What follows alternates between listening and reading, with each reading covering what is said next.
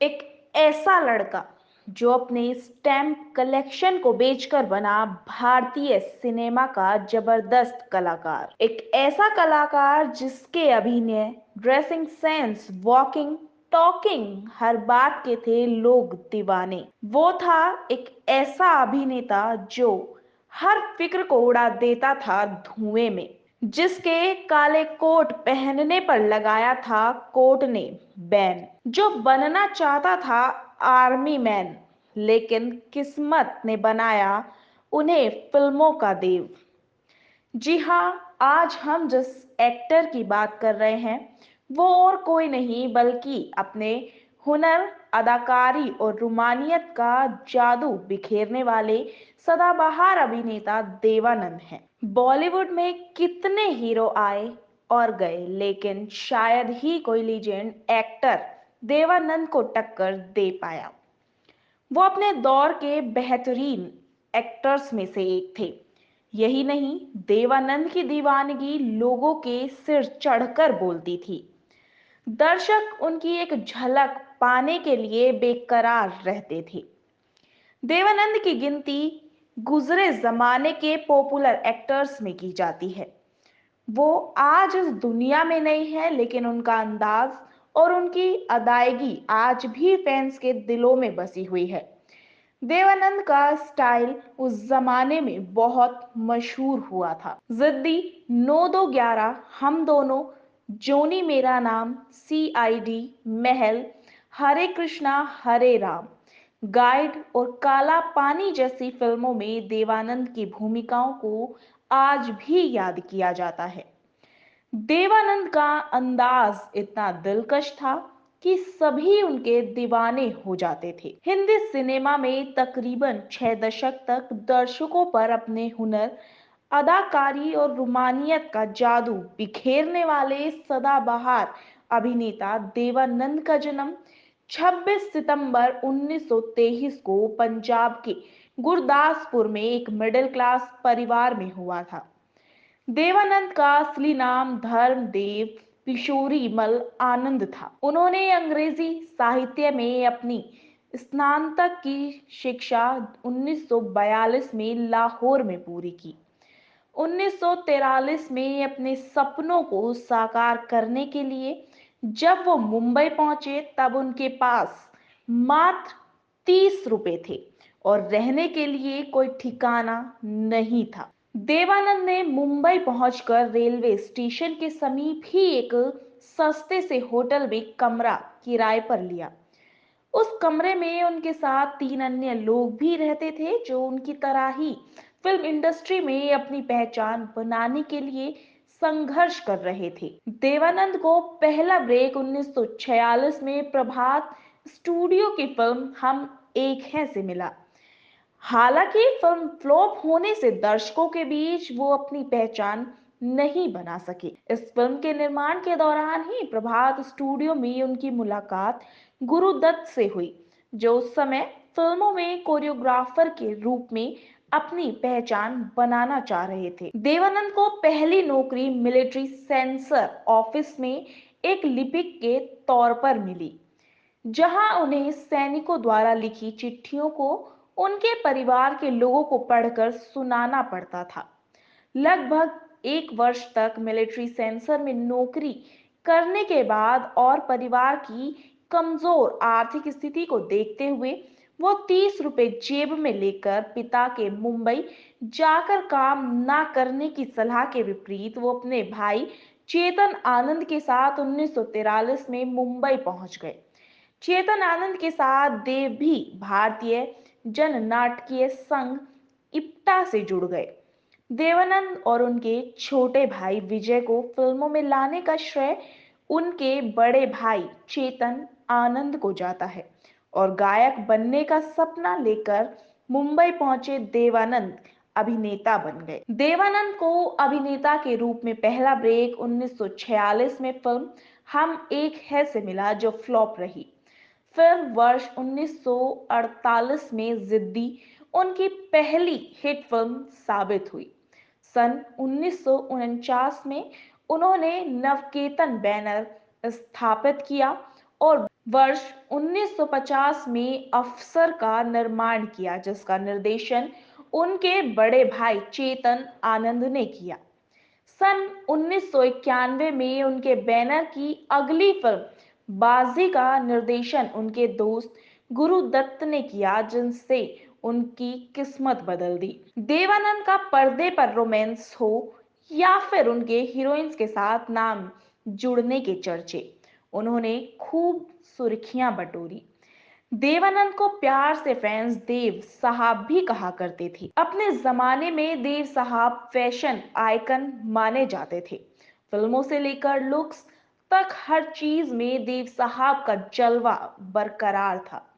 यूं तो वे अपने डायलॉग डिलीवरी के खास अंदाज के लिए मशहूर थे, लेकिन एक और चीज थी जिस वजह से उन्होंने खूब सुर्खियां बटोरी। वो था उनका काला कोट और उसे पहनने का खास अंदाज। देवानंद की सुपरहिट फिल्म काला पानी थी। इस फिल्म के बाद देवानंद ने व्हाइट शर्ट और ब्लैक कोट को इतना पॉपुलर कर दिया कि लोग उनको कॉपी करने लगे थे। लेकिन एक दौर ऐसा भी आया जब देवानंद के पब्लिक प्लेस में काला कोट पहनने पर बैन लगाना पड़ा। अपने करियर के शुरुआती दौर में देवानंद फिल्मों में धोती कुर्ता पहनते थे, लेकिन बदलते वक्त के साथ उन्होंने पैंट शर्ट पहनना शुरू कर दिया। गले में स्कार्फ बांधे देवानंद जब हल्की सी मुस्कुराहट के साथ अपने डायलॉग बोलते तो फैंस उनके अभिनय के मुरीद हो जाते। सफेद शर्ट के ऊपर काला कोट पहनना उनका सिग्नेचर स्टाइल बन गया था। देवानंद के सफेद कमीज और काले कोट के स्टाइल का जादू कुछ अलग ही था। उन्हें काले कोट में देखने की दीवानगी कुछ अलग ही थी। देवानंद साहब को पब्लिक में काले कोट पहनने से मना भी कर दिया गया था। इसके पीछे की वजह बहुत अजीब थी। रिपोर्ट्स की माने तो देव साहब जब काला कोट पहनकर पब्लिक में निकलते थे तो लड़कियां उनके लुक्स की दीवानी हो जाती थीं। यहाँ तक कि छत से कूदकर जान देने को भी तैयार रहती थीं। देव साहब अक्सर सफेद शर्ट के साथ काला कोट पहनते थे और ब्लैक कोट में जो भी उन्हें देखता बस देखता ही रह जाता। ऐसा कहा जाता है जब भी वो काले रंग का सूट पहनकर सार्वजनिक रूप से बाहर निकलते, तब लड़कियां उन्हें देखकर पागल हो जाती थी, उनके लिए कुछ भी कर गुजरने की कोशिश करती थी। आपको ये बात जानकर हैरानी होगी कि कई लड़कियों ने इस काले कोट के कारण सुसाइड करने की कोशिश भी की।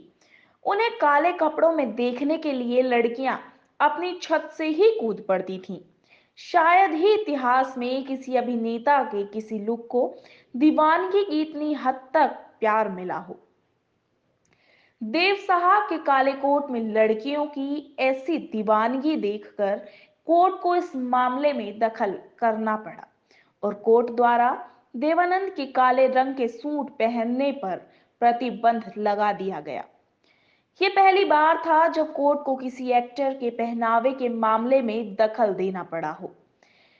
प्यार दीवाना होता है, मस्ताना होता है, लेकिन मुकम्मल हो जाए ये जरूरी नहीं है। पर्दे पर आपने कितनी ही ऐसी अधूरी मोहब्बत की दास्तां देखी होगी, जहां दो प्यार करने वाले दिल किसी न किसी वजह से मिल नहीं पाते। हालांकि बॉलीवुड के कई कलाकार ऐसे भी रहे जिनकी निजी जिंदगी में उनकी मोहब्बत अधूरी रह गई।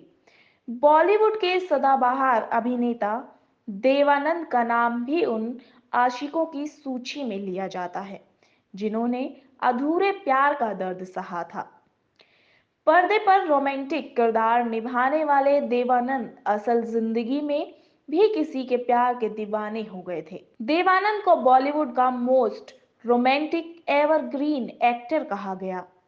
पर्दे पर उनके अभिनय का अंदाज बेहद ही अनोखा था।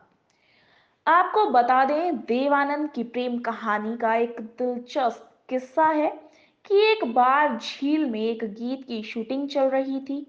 देवानंद और सूर्या एक नाव पर बैठे थे। अचानक सूर्या फिसल गई और पानी में जा गिरी। देवानंद तुरंत पानी में कूद गए और सूर्या को डूबने से बचा लिया। देवानंद के अनुसार पहला प्यार का खूबसूरत एहसास होता है। देवानंद और सूर्या की मोहब्बत किसी फिल्म की स्क्रिप्ट से कम नहीं थी।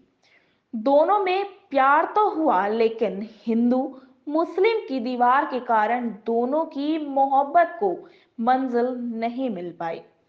प्यार को घर वालों की रजा की मोहर नहीं मिली और एक फिल्मी अंदाज में दोनों अलग हो गए। जीत फिल्म के सेट पर देवानंद ने सुरैया से अपने प्यार का इजहार किया और सुरैया को 3,000 रुपए की हीरे की अंगूठी दी।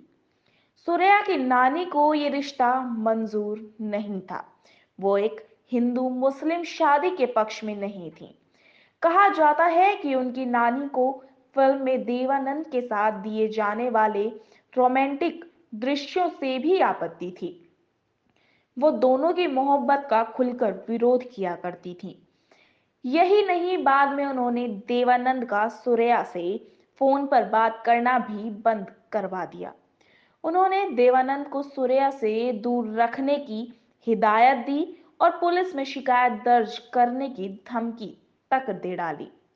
नतीजन दोनों ने अलग होने का फैसला किया। इसके बाद दोनों ने एक भी फिल्म में साथ काम नहीं किया और ताउम्र सुरैया ने किसी से शादी नहीं की। देव साहब ने अपने करियर में लगभग 100 फिल्में की। उनकी एक्टिंग का जादू उस दौर में फैंस के सिर चढ़कर बोलता था। खासकर अगर गानों की बात करें तो उनकी फिल्मों के कई गाने बहुत पॉपुलर हुए। फूलों के रंग से, पल भर के लिए, गाता रहे मेरा दिल, छोड़ दो आंचल और खोया खोया चांद जैसे कई गाने आज भी फैंस की जुबा पर हैं। आपको बता दें, देवानंद की आखिरी फिल्म चार्जशीट उनके निधन से पहले रिलीज हुई थी।